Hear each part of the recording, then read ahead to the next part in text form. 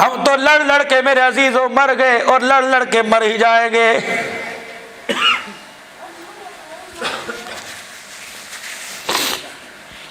قیامت کا دن ہوگا، لوگوں ذرا قیامت کا نقشہ تو کھینچے۔ اللہ کے نبی نے جو بتلایا، فرمایا قیامت کا دن ہوگا، بڑے بڑے اعمال کی گٹھڑیاں اللہ کے دربار میں بندہ لے کے آئے گا۔ اس گٹھڑی کے اندر کیا؟ یا اللہ 70 سال کی نمازیں۔ اس گٹھڑی کے اندر کیا؟ یا اللہ 50 سال کا مسجد نبوی کا اعتکاف۔ اس گٹھڑی کے اندر کیا؟ 30 سال تیرے نبی کے شہر میں عید کی نماز پڑھتا رہا۔ اس گٹھڑی کے اندر کیا؟ یا اللہ 40 سال تک ہر سال حج کرتا رہا۔ اللہ فرمائیں گے کوئی شک نہیں، فرشتوں ذرا میرے سامنے کھڑا کرو، یہ جتنی گٹھڑیاں اٹھا کے لا رہا ہے ذرا اس کے اتار، سر سے اتارنے میں ذرا اس کے مددگار بنو۔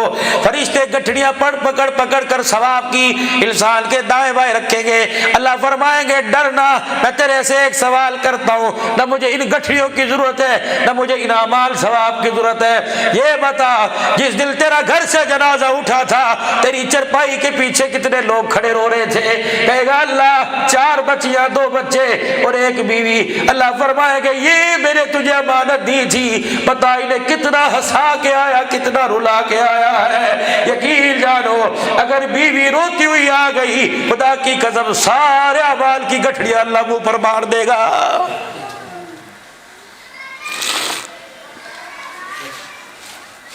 جانوروں سے تو مسکرا کے بات کرتے ہو، سارا دن گھر سے نکلے شام کو آ کر بیوی سے بات کرنے کی، مسکرانا تو دور کی بات ہے، سیدھے منہ بات کرنے کی توفیق نہیں۔ جتنا جوال وال میں بھائی عمر فاروق صاحب نے مجمع اکٹھا سیرت کمیٹی والوں نے کر رکھا، اللہ کی قسم تمہیں دیکھ کے کہہ رہا ہوں، مجھے بتاؤ تو صحیح دنیا کے اندر تیرا میرا غم سب سے زیادہ مرنے کا کون مناتا ہے؟ جنازے کی چرپائی پڑی ہوئی ہے، 4 دن بچیاں کے رو کے چلی جائیں گی، بہنیں 4 دن آئیں گی، چلو 10ویں دن رو کے چلی جائیں گی، بھائی 3 دن کے بعد نوکریوں پر چلے جائیں گے، بیٹا 3 دن کے بعد دکان کھول لے گا۔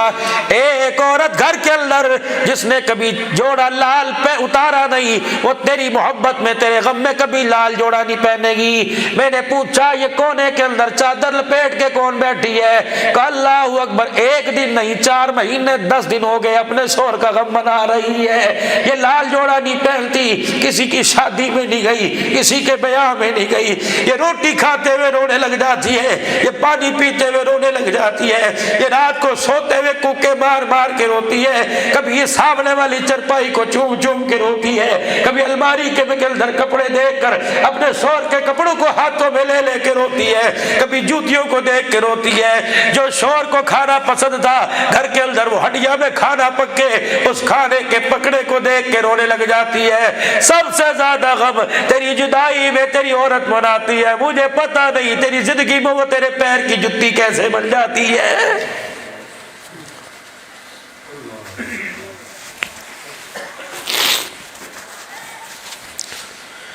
مائیں بہنیں سن رہی ہیں، خدا کی قسم ان سے عرض کروں گا اپنے شوہر کی قدر کیا کرو، ورنہ بیوہ ہو کے دیکھ لو ایسا وقت آئے گا جب تک عزت والا چھیننے والا درندہ تمہارے کپڑوں کو ہاتھ نہیں ڈالے گا، یقین جانو تمہیں 2 روٹی کوئی نہیں دے گا۔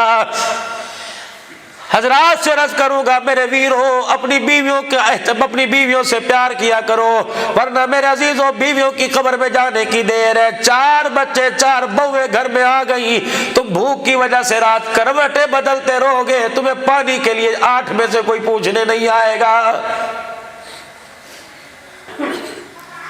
فسبح بحمد ربک واستغفر۔ او لوگوں جب بڑھاپا آ جائے، دانت ہلنے لگ جائیں، آنکھوں کی بینائی چلی جائے، دور بار کی چیزیں دیکھی جائے نہ پڑھی جائے، اس وقت کیا کرو؟ مسجد سے اپنا دل لگا لو، ہر وقت مسجد میں بیٹھو۔ خدا نہ کرے بازار میں موت آ گئی، پتہ نہیں کس حالت میں قبر میں جائیں گے، صبح و شام مسجد کے ویڑے میں آ کر بیٹھ کر اللہ کا ذکر کرنا شروع کر دیا کرو، اللہ کے گھر کو آباد کرنا شروع کرو۔ خدا پاک کی قسم تم خدا کے گھر کو آباد کرو، اللہ مرنے سے پہلے تمہارے گھروں کو آباد کرے گا، مرنے کے بعد تمہاری قبروں کو آباد کرے گا۔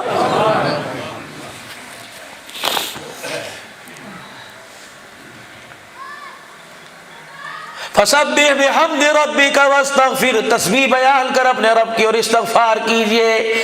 مجھے بتاؤ معصوم الخطا خطا نبی غلطی کا شائبہ بھی نبیوں سے نہیں ہو سکتا، پھر بھی اللہ حکم دے رہا ہے وہ پیغمبر استغفار کر۔ جب نبیوں کو استغفار کا حکم، مطلب یہ کہ جب انسان کے جانے کی تیاری ہو استغفار کرے، اس کی برکت سے اللہ اس کے ایمان، اس کے اعمال میں برکت عطا فرمائے گا۔ فرض نماز پڑھی حکم ہے، فرمایا قبلے کی طرف منہ ہو، جو نمازی ہو امام ہو، ایک مرتبہ زور سے اللہ اکبر، پھر دو مرتبہ استغفر اللہ استغفر اللہ، تیسری مرتبہ استغفر اللہ الذی لا الہ الا هو الحی القیوم واتوب الیہ پڑھے۔ حدیث پاک میں آیا نماز کے سجدوں میں، نماز کے رکوع میں، نماز کے قیام میں، اتحیات میں، اٹھنے بیٹھنے میں اگر کمی پیشی رہ گئی اور رہ جاتی ہے، اللہ استغفار کی برکت سے ساری پوری فرما دیتا ہے۔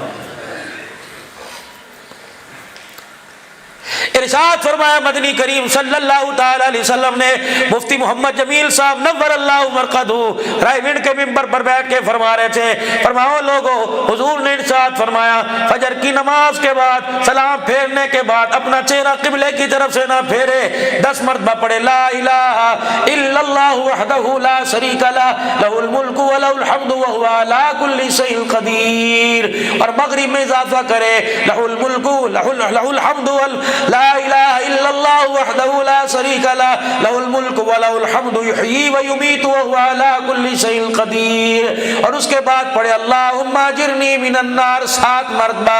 فرمایا منہ پھیرنے کی دیر ہوتی ہے، اللہ اس بندے کے ساتھ جنت الفردوس کا وعدہ فرما لیتا ہے۔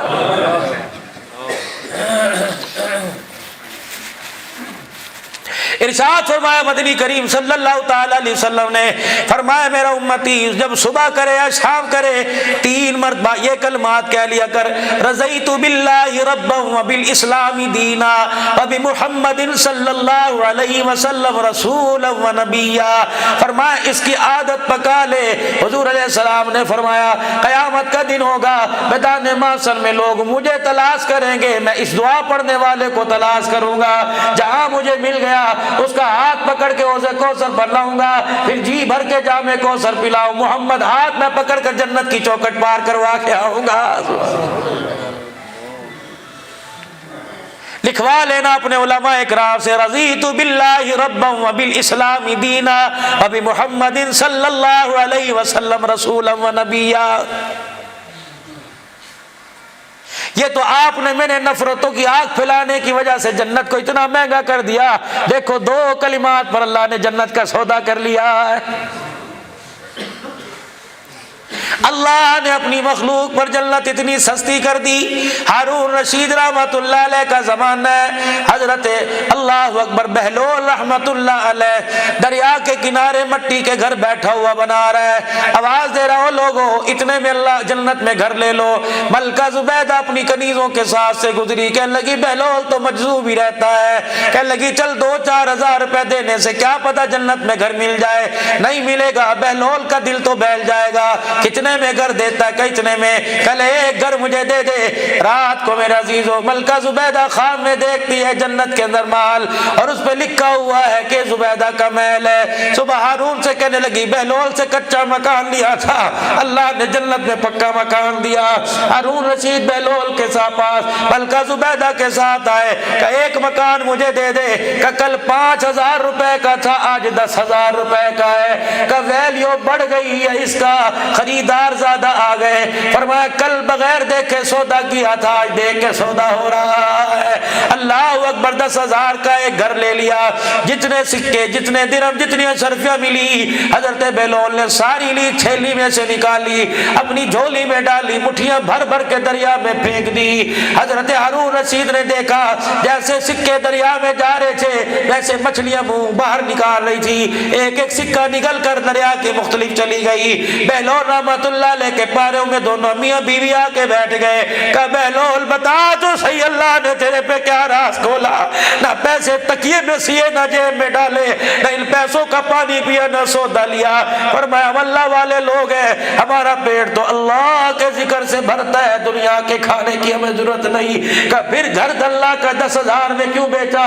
فرمایا جس طرف یہ دریا کا پانی جا رہا ہے مچھلیاں بھی اسی طرف جا رہی ہیں، تمہیں نہیں پتا اللہ کو پتا، اللہ نے مجھے مجھے بتلایا اس دریا کے پار ایک بستی ہے کیسا لیوا کے لوگوں میں پڑی ہوئی ہے, کھانے کو ترس رہے لوگوں کے پاس, آٹا لینے کا پیسہ کوئی نہیں. اللہ نے اپنی مخلوق کا پیٹ بھرنے کے لیے جنت کو سستا کر دیا.